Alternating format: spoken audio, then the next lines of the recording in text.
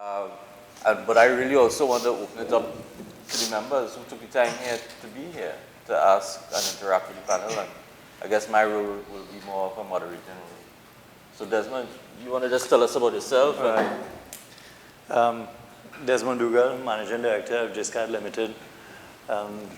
Been in the GIS field, well, was one of the founders of GIS TT. Myself and Dr. Jacob Obade founded GIS TT in 1996. So, been in the GIS field since 1992. So, been around a long time. Been fighting this fight a long time. So, let me leave it there. Go ahead and we could. Last minute, we also had Lee Fook, but. So, afternoon, everyone. Lee Fook. My mic is working, unlike everybody else's. I have been in the GIS field for about an hour and a half now. I just got recently invited to the panel, so thanks, Richard and team. My background is actually just data. And I stumbled into the field about 9 years ago because I had a business problem. So Shane touched on something very, very important. And I see that challenge in terms of my own team. And basically I have technology guys working with me. And sometimes they get so caught up with the technology itself, they aren't able to communicate the business value. And if you're not able to communicate the business value to the organization, be it public or private sector, then these things just won't move forward. So fantastic point. So I mean, Des, I want to start with you. I mean, you've been on the map for a while. I mean, you've been doing, holding the torch as it were. I mean, what do you think we need to do to take GIS to where it should be in Trinidad and Tobago and indeed the wider Caribbean eventually? Firstly, we need to stop talking about GIS.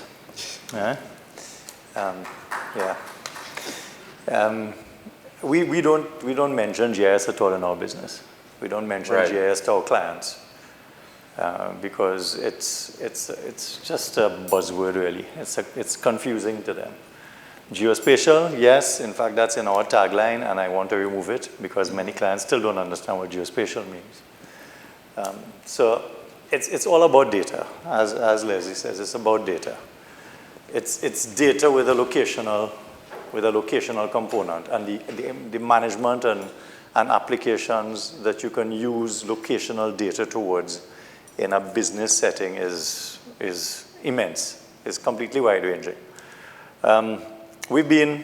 GISCAD has been around for 16 years now. Before that, I was in government services in different areas and in private sector also. But owning our own company and developing it around locational data for the last 16 years, we are in multiple areas of business. Being one of the first companies to start fleet management, GPS tracking 15 years ago, only B2B. And dealing with a lot of particularly distribution and service fleets and clientele. Out of that, we realized that they needed information on where their clients are and what their clients are doing. So we started collecting data, being geospatial people, GIS people ourselves, not coming from a different perspective. We understood that our clients needed business data. So we started collecting data, and for the last 10 years, we've been collecting data on where things are. So I think we probably have the largest database in Trinidad, Guyana, and St. Lucia for every commercial activity in the country. And we keep on updating that and keep on using that for our clients. Because we had to go to them and say, look, we know all of you have clients, and did you need to know where they are? Let us give you that data. Because they had Excel spreadsheets, they had Access databases that were in terrible format, lots of redundancies in their data. You must come across this every day.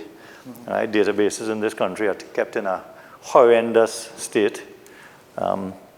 So we said, let's get data that has a spatial component. So we had to start teaching them about using the spatial components of the data they already had. And that's something that we've been reaching out to our clients and exposing them to all the time. And they wake up and they say, oh yeah, it's really important to know where things are, right?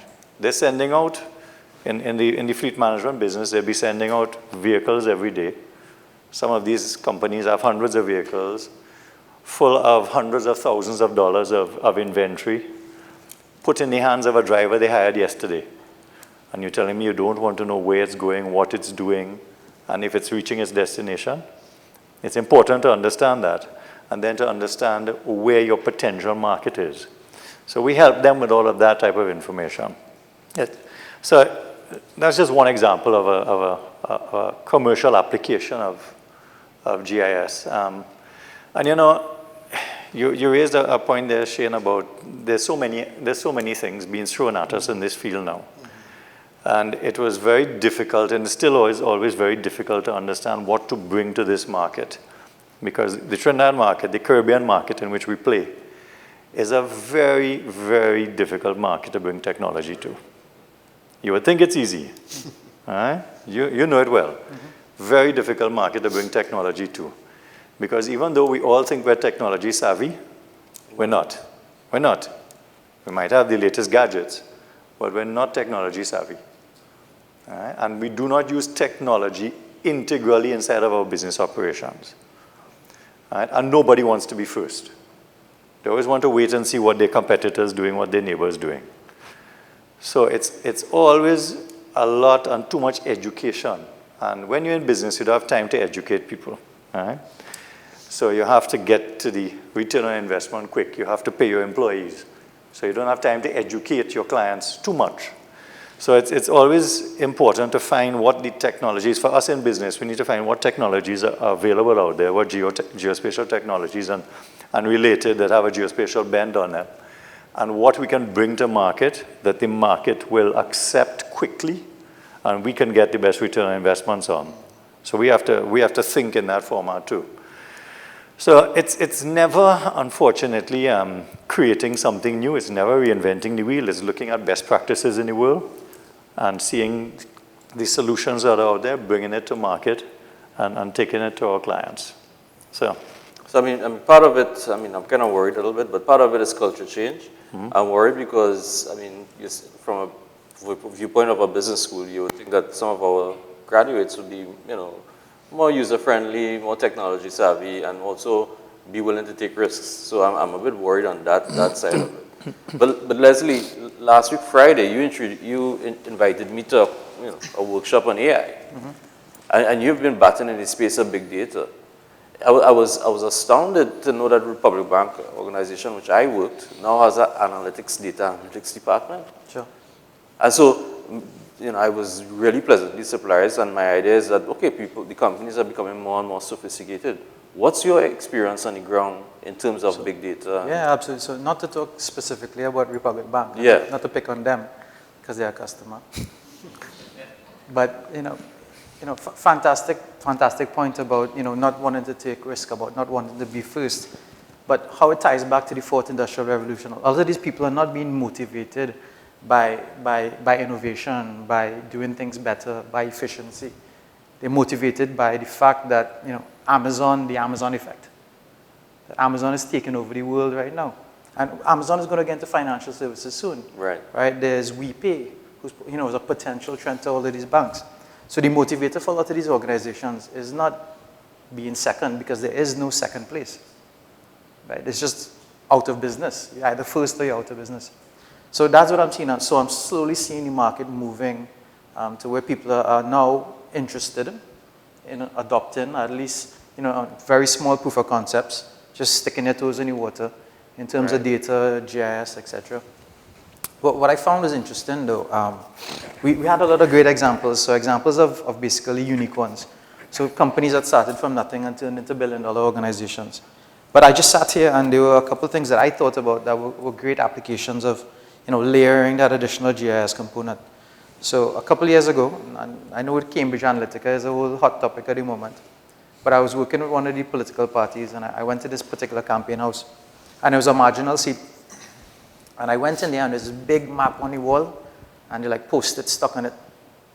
So we took all of the data, elections and boundaries data, and we had some GIS information, and we ran it through a platform, and we were about to share it with them, so I had it on a little memory stick. So I said, guys, I have the information here. Where's the computer? We don't have a computer. Oh my. Well, we have the map, and they have Post-its on it, right? So I said, okay, cool. What's the strategy, right? It's marginal. You'll need to focus on this one. They said, well, there's this highway between this, that goes straight through this constituency. It doesn't make sense to walk on this side of the highway, so we're going to focus our efforts on this side of the highway. So I flipped up the data, and most of it was accurate, right? And they said they're going to walk these 8 polling divisions, and if they walk these 8 PDs, they're going to get 400 votes. People that just didn't show up, right? But, you know, were in favor of that particular party. So I flipped over my stuff, and then one little point jumped out on the other side of the highway. And when we looked at it, it was a swing vote of 90 votes. So a swing vote of 90 votes is essentially 180 votes, right? In one PD. If they visited that one PD versus 8 to get 800 votes, to get 400 votes. So, you know, data is extremely powerful, and when you lay it on GIS, right, it starts singing to you.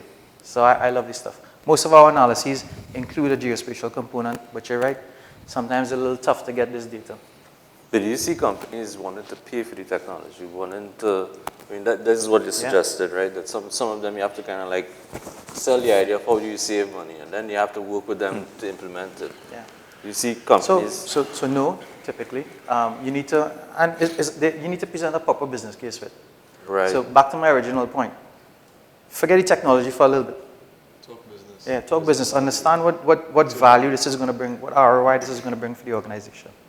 Because everybody who buys ArcGIS, and I don't sell it, knows it's expensive.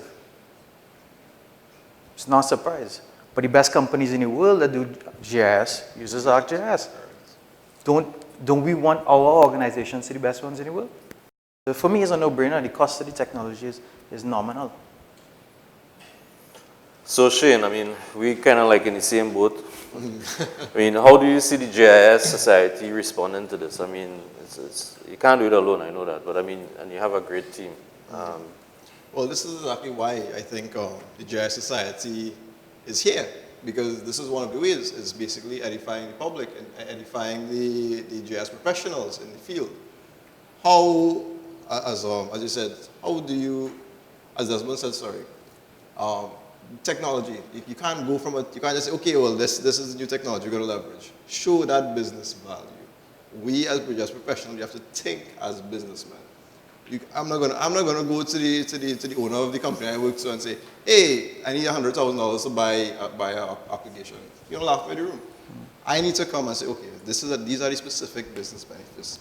This is how I'm going to either save you money, or this is how I'm going to bring revenue to you.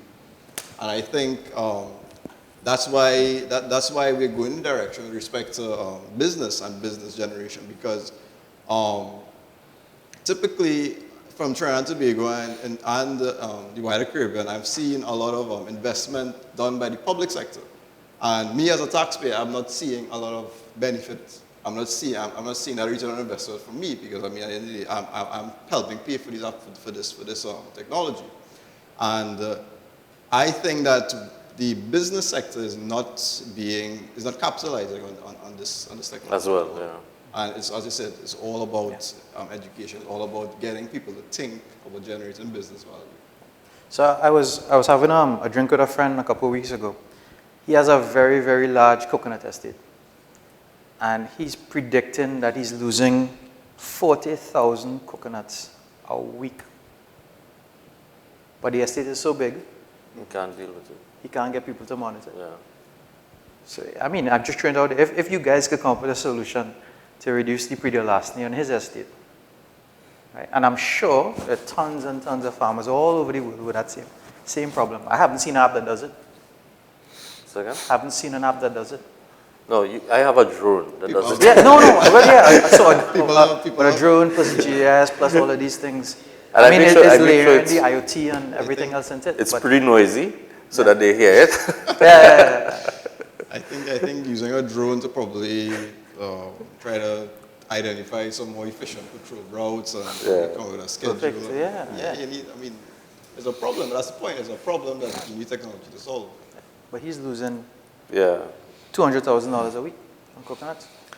But Richard, you made a point earlier, and I mean, you're focused on innovation, you're focused on competitiveness, which is noble. And I mean, we were having a conversation earlier about the need to diversify, and that there's a mandate to diversify. I ask you, whose mandate? Because I don't see it. Right? We have to create the mandate. That's right, yeah. Right? It's not going to be created and handed down by God or a politician to us. Right? It has to be done by individuals, citizens. It has to be created by citizens. It has to be created by business people. The government is not going to do it for us. So it is up to us individuals to strike out in areas and develop business in areas that, is not obvious, is not easy, may take some time, may take some energy, may take some pain, but this is definitely one of them. I mean, from a business, I had a presenter at a conference recently, and there was an interesting presenter from an IT company based in Boston, but they have a branch in Trinidad. And she said that one of the things that she treasured about the company is the fact that people weren't afraid to fail. And I think that's one of our challenges. Yeah. In other words, you fall forward, If it is that you have an idea, let's execute on it. And if it fails, it's fine, to the extent that you don't lose your house or your family and those things. I mean, you have to do it within rational bounds, what I'm saying. But the issue is that you're not afraid to take this step. And if it doesn't go wrong, if somebody, a huge thing is the peer effect. So Leslie, I respect you a lot in terms of what you do. I mean, you go out there, you believe in the AI technology. Nobody's understanding this yet, but you're going out and you're not afraid. And then the second part of it is partners. You realize that it's not something that you could do alone. So you need to establish good partners. You need to maintain your relationships. You have to be open, and you have to be, you have to win trust. And so, no man is an island, especially in the global, where we compete globally. So you need to build your relationships to actually make it happen. Yeah, funny you say that. I mean, when I came in here, you introduced me to Desmond. But Desmond and I have been talking about partnering for a couple of years now. Okay, this is really good. But I mean, Desmond is a good example of getting out there, seizing opportunity. And it doesn't have to be, the millennials who create an application is going to be $1 billion company.